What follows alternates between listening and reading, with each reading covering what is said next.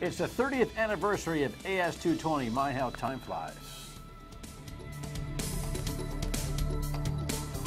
And the founder plenipotentiary, which is a word I bet you couldn't spell if your life depended on it, is here tonight. Bert Kranke is back here to talk about the celebration of AS220, which is a really phenomenal organization. There's incredible work in the arts in Providence. And so we'll, and it's not just a, you know, it's not a foo-foo type of conversation. Get it, guys? We're talking about the Foo Festival that they do. It's a political conversation. It's a cultural conversation. It's a social conversation. It's all that kind of thing. So stay tuned for that this evening, if you will. Nice to have you in. Thank you very much for tuning into My State of Mind, weeknights, 7:30, 11:30 on MyRI TV, Fox Providence at midnight. And on Sundays now, we throw in a bonus 9 o'clock. If you're tired of the football game, you go over to MyRI TV and see the Friday show again. Let's go to that camera and check out the rundown. He's out. All right, so the Joe Biden watch is over. He's out. The headline, there he was with Jill and the president to the Rose Garden. And as soon as I heard he was announcing from the Rose Garden something important, I knew that he was out, because you cannot use the auspices of the taxpayer for a political campaign program, announcement, investment, that kind of thing. So that was the key. That was the indicator. He said that the mourning process for his son, Bo, you know, has evolved into a celebration of his life versus that hole in your heart. You know, that's nice that Joe said that. It was kind of poetic, actually, but we all know that that's a fluid and bumpy road when you're mourning the loss of a loved one, including your own son. But certainly it has delayed his chances. Unfortunately, I believe we're out of time, the time necessary to mount a winning campaign for the nomination. Biden struggled with the decision throughout the summer, while at the same time mourning the loss of his son, Bo, who passed away this May after battling brain cancer. I know from previous experience that there is no timetable for this process. The process doesn't respect or much care about things like filing deadlines or debates and primaries and caucuses. You know, there are a lot of folks who are very relieved, those who support Hillary Clinton and Hillary herself. In fact, I tweeted out somebody's tweet with kind of a happy face of Hillary, kind of, look, he's out, but it wouldn't take much for him to be recruited back in if Hillary hits the skids with the FBI or an indictment, which I think is a small chance, but a chance nonetheless. So this chapter may not be completely written yet. You know what? He just doesn't get it. He just doesn't get it. We mentioned this during the conversation with Ken Block last night, and the he is Nick Mattiello, the Speaker of the House. So you see this headline from the Providence Journal regarding what Nick Mattiello said at the Rhode Island Public Expenditure Council meeting earlier this week. And here's a couple of snippets from it. If you can read in there, if you got one of those 60-inch screens. By the way, why would you watch me on 60 inches? That's scary. Anyway, he says, we got to get over the 38 Studios hangover. A company from outside Rhode Island is not going to locate here if they pick up the newspaper every day and see stories about how bad we are. Also in this story, he's quoted as saying, we cannot let one bad deal paralyze us. We cannot stay focused on the year 2010 forever. It was 5 years ago already. You know what? The Speaker of the House has a mental block of significant proportion that he doesn't get that this guy's fiasco at $100 million loss to the taxpayers, with so much underneath the story still unsaid, even with the document drop of the civil litigation showing us some new things, that he missed the chance to lead when he first took over the Speaker of the House, and still misses the chance to lead for the right kind of hearings, the right kind of formality, and frankly, the right kind of drama that would bring this thing to a head, identify processes and people that needed to be changed, hang, figuratively, some folks politically, with the final resolution of guilt and or criminality, and have us put a punctuation on it to say, okay, now that thing is over. That Nick Mattiello doesn't get that is the scariest thing this week that I've seen when it comes to identifying leadership. He is completely unable or unwilling, I can't figure out which, to understand or to get that the people of this state will never get over 38 studios unless it is purged properly. It's not about having a chance to opine and complain on the radio or on the television. It's not about beating the tar out of public servants for sport. It's about doing the right thing to give the people passage through this grand mistake. And he doesn't get it. And frankly, at our own level, neither does the governor. You know, frequently when someone comes forth with a new idea, say, oh, well, we can't do that because of 38 studios. Oh, that's another 38 studios. We can't do that. Yeah, the two of them have a real conceptual problem. You cannot wish away how the constituents and the reputation of this state feel and go. You can't. All right, this is as transparent as anything I've seen in a while. Providence Journal headline, front page today, Good Health or Smokescreen. It's about the effort to rid smoking in sections of down city Providence, including Kennedy Plaza. Look, you know, I'm not a smoker. I'll fire up a cigar every once in a while on the golf course, but I've never had a cigarette in my life, as a matter of fact. Actually, it's disgusting. We always play this video on news, like you don't know what smoking looks like. It's called token video. But anyway, there's this movement to end smoking. The ACLU stands up and says, no, no, this is about the homeless. And you know what? The ACLU is right. The ACLU is right. We have so many mixed messages when it comes to smoking in this country, it's ridiculous. But the truth of the matter is that they're trying to get rid of certain kinds of people in downstate Providence. And if that's the argument, just be transparent and intellectually honest about it and have a fair conversation about who you want hanging around downtown. You know, getting after a smoking ban is just intellectually dishonest. It just is. This guy is cracking me up. I don't know how he became so popular unwillingly, but Paul Ryan, as the Wall Street Journal headline reports, says, look, if you guys are with me, I'm in, but you bust my horns, I'm out. It is amazing that Republicans in this country cannot find a leader to be the speaker unless they're dragged kicking and screaming. House Republican members arrived this morning for a closed-door meeting to try and hammer out who is going to be their next Speaker of the House. I don't see who else it could be. If it's not Paul Ryan, I think it's a disaster. Congressman Paul Ryan says he's changed his mind and he will run for the position, but only if everyone agrees. We as a conference should unify now and not after a divisive speaker election. We need to move from an opposition party to being a proposition party. Some Democrats are even signing off on Ryan. Well, he appears to me to be one of the people over there that would be reasonable. Ryan says if he doesn't get support from House Republicans by Friday, then he'll back out of the race. Okay. Aren't you just amazed by this? That they cannot find, you know, a speaker that'll go at it full throttle? Paul Ryan was a vice presidential candidate, if you'll remember. And you know what? I think what bothers him most is that he'll never be the president. Because speakers never graduate to that level. They get the tar kicked out of them all too much and all too readily to actually be, you know, in shape to run a national campaign. Stay tuned. I don't know. It's weird. And by the way, the movie's 30 years old. But this is the date that came up. Show this. This is the date that came up on the, you know, the time machine or whatever. Can we roll that video we got? Remember, in fact, the movie? Wednesday, October 21st, they went forward to today. They went forward to today. And by the way, in that movie, I'm told by my esteemed new producer, Lexi, that the Cubbies win the World Series in their predictive mode. Unfortunately, for the predictive mode in the movie, the Cubbies are down 3-0. But now that the prediction has been anniversarized, to coin a word, maybe this is another 4-game comeback for Chicago. I doubt it. The Mets' pitching is too good. This guy Murphy's hitting home runs. If he hits another home run tonight, that's 6 in a row. Sets a World Series, a postseason record. We'll see. It's fascinating stuff. Did you like that movie? I'm not a big movie buff, but anyway, your state of mind's important to me. I guess I'm still on this camera. 228-1886. Email me at stateofmind@myritv.com. Facebook post, tweet, state of mind.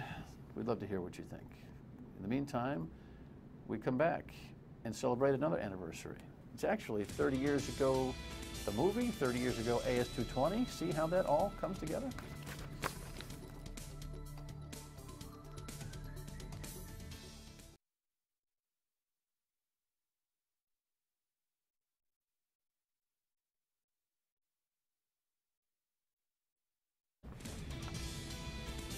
Well, I wouldn't call it Back to the Future, but it is a 30th anniversary.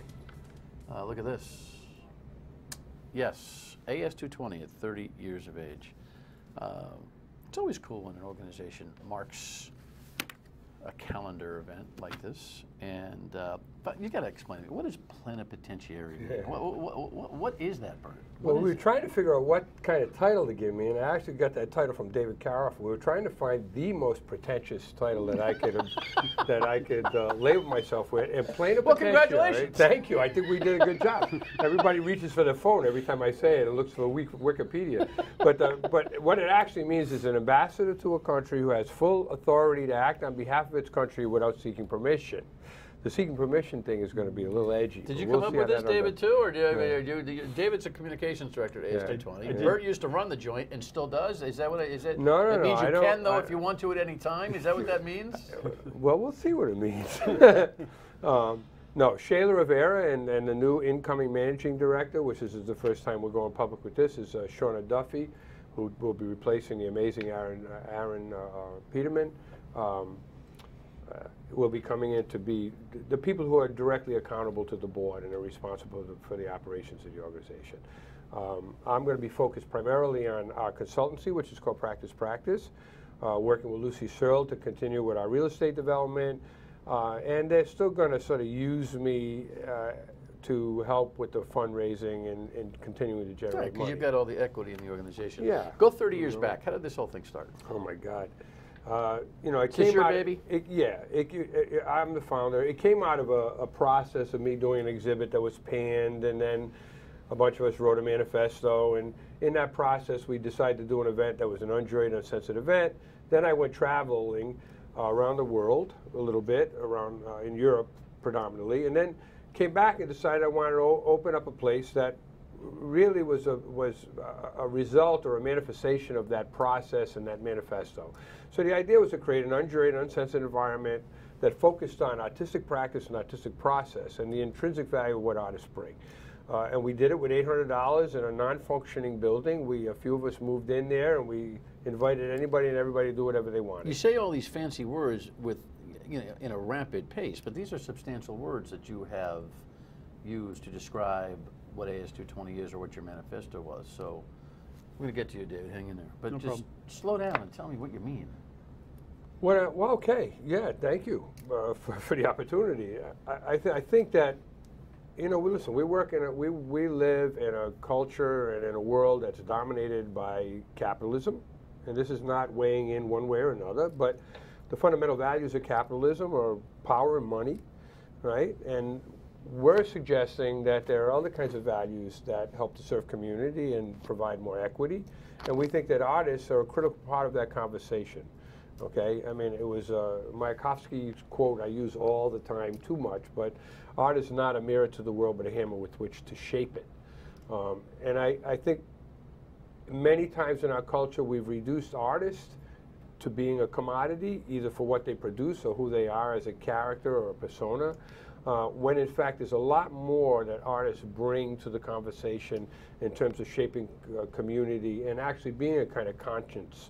And that's a historic fact. That's not a new idea, So the idea was to create a place that emphasized the intrinsic value of AS220, not them as a commodity or what they produce as a commodity, but them as people, as free thinkers, as, I mean, in every coup and revolution in the world, the first thing they do is they take the opposing people and they lock them up or take their head off, and then the next thing they collect is the poets and the artists.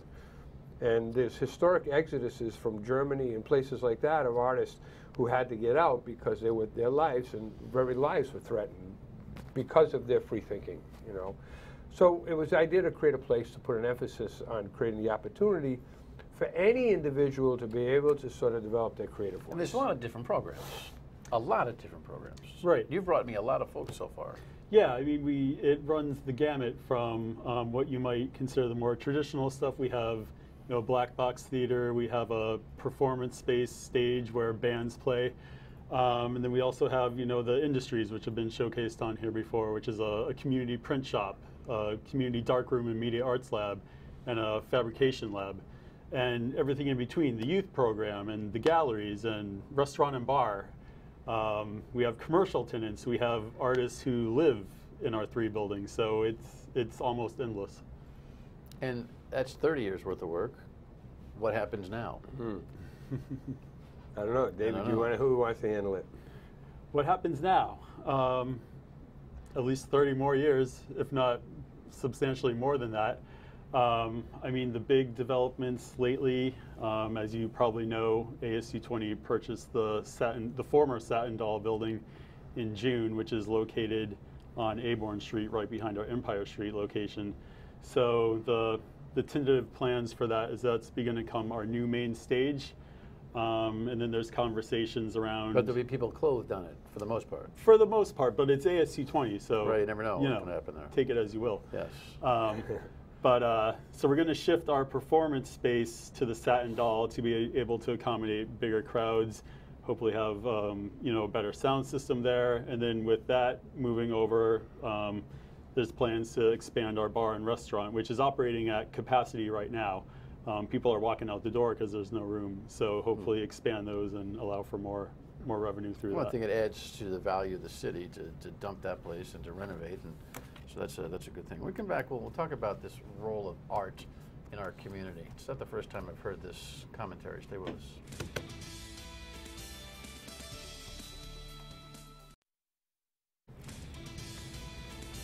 I talk all the time about it doesn't come out often enough because we spend a lot of time banging leadership here trying to get them right-sized to do some of the things that can move the state forward in a macro fashion. But underneath and as part of the fabric of this community, there's so many great things that are happening. And the arts community here, on a big and on the ground level, is really profound. I just want to congratulate the guys from AS220, the people from AS220, for their 30th anniversary. By the way, I want to make sure we get this out. This celebration. Well, John Waters is coming in, the famous director, correct? He's correct. He's coming in to help you celebrate. And when is that happening? Do we have is that the flyer that? When is that all happening? I want to make it's sure. happening Saturday night. David, why don't you talk a little bit about that? So on this coming Saturday, October 24th at 6 p.m. at Lupo's Heartbreak Hotel on Washington Street in Providence, we're having our anniversary cabaret. And that's going to be hosted with performances by the Empire Review, and then John Waters is the headliner. He does about an hour-long monologue performance. Really? Yep.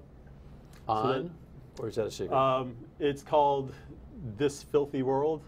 I don't know specifically the content, but you can put John Waters together with that quote and let your imagination go from there. He's a headliner. Right? He is. That's a big deal. Yep. Yep. Yeah. Tickets? Yeah, we're really happy to have them. Is it? Tickets are $75, and you can get them at as220.org. Okay. Yep. So make sure you know that. Talk to me about the art community. I actually sat behind you at a think tank when the governor had her. Oh, that's right. You didn't even know it was me. You already been on the show. And economic development. But I was kind of quiet. I was taking notes, and I thought you made some interesting commentary, along with other folks from the arts and the tourism and that community who are brainstorming about how we should be marketing the state of Rhode Island. And you had some unique perspective on it. And then the other day, I had Ricardo Pitch-Wiley in here from the Mixed Magical Theater, and he was very adamant about the idea that the arts and theater community in this state has been undervalued, underutilized, undermarketed, under. Do you agree?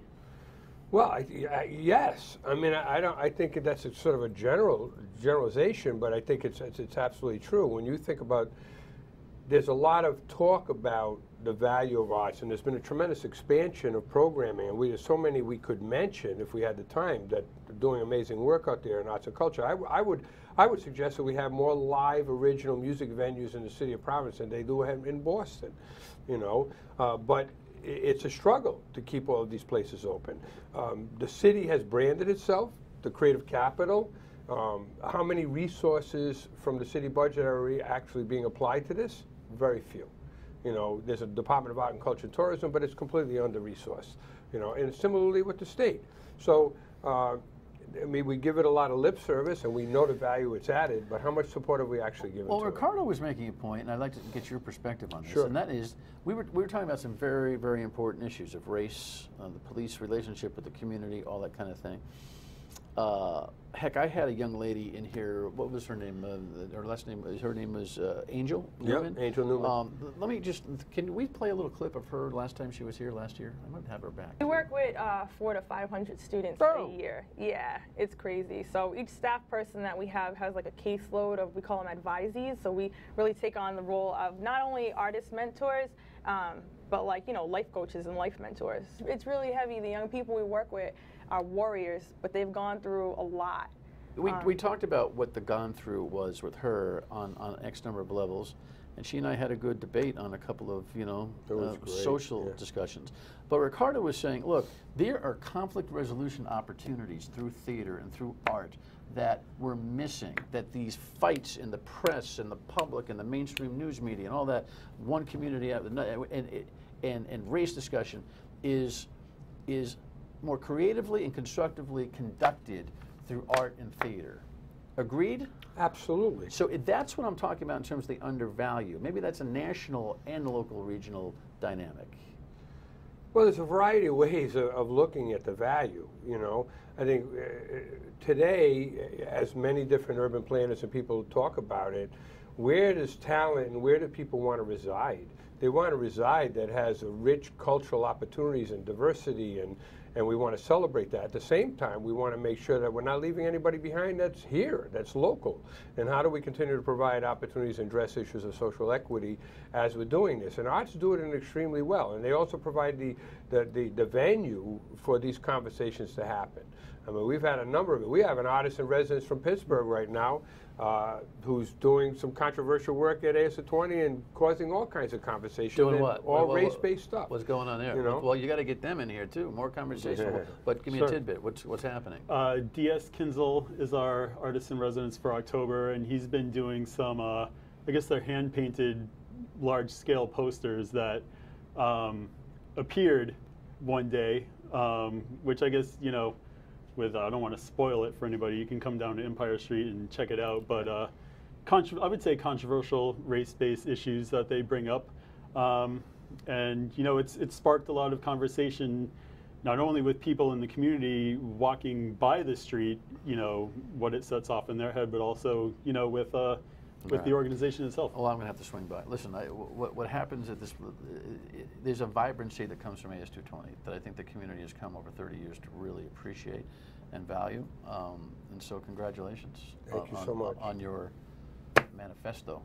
And whatever the hell you're going to be, the founder plenipotentiary, we wish you the best of luck and success with that. Thank you so much, Dan. All right, well, let's get some more programming in here. We will. So we can do Be it. happy By the to. way, it's October 24th at Lupo's. Buy a ticket, support the cause. We'll be right back with the final word. Stay with us. So we'll get more stuff in from AS220, and you should get down to all of their venues, and you'll get a lot out of it, no doubt about it, if you don't already. Hey, listen, the truck tolls is a continuous conversation. There's a new idea to privatize the work that we need done on our bridges from the Rhode Island Center for Freedom and Prosperity. They will be in studio tomorrow to talk about that. And then the Principal of the Year in the country and the Teacher of the Year regionally will be here, both on Friday night for a special Dan Yorke State of Mind. We'll see you on the radio, weekdays noon to 3 on WPRO tomorrow afternoon, and right back here, 7:30, 11:30 on MyRI and midnight on Fox Providence. Thanks for watching.